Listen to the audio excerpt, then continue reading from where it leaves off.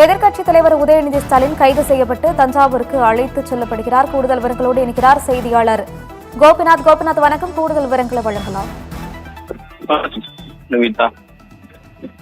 எதிர்க்கட்சித் தலைவர் உதயநிதி ஸ்டாலின் கைது செய்யப்பட்ட கண்டித்து தமிழகம் முழுவதும் பல்வேறு இடங்களில் திமுகவினர் மறியல் போராட்டம், உருவ எரிப்பு போன்ற பல்வேறு எதிர்ப்புகளை தெரிவித்து போராட்டத்தில் ஈடுபட்டு வந்தனர்.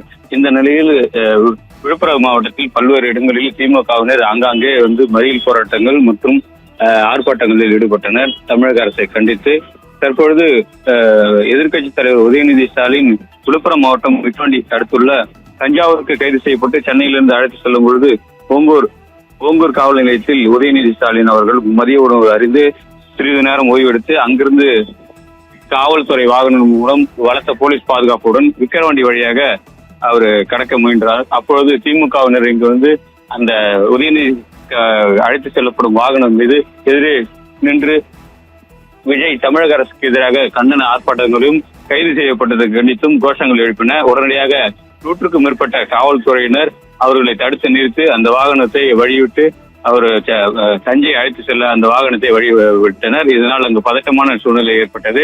இதனைத் தொடர்ந்து இந்த போராட்டத்தில் ஈடுபட்ட கிட்டத்தட்ட ஒரு 100க்கும் மேற்பட்டவரை காவல்துறையினர் கைது செய்து காவல் நிலையம் ஆங்காங்கே தனியார் மண்டபத்தை அடைத்து வைத்தனர். தொடர்ந்து தற்பொழுது 100க்கும் மேற்பட்ட போலீசார் இங்கு விக்கிரவாண்டி சுங்கச்சாவடியில் பாதுகாப்பு பணிக்காக ஈடுபட்டுள்ளனர்.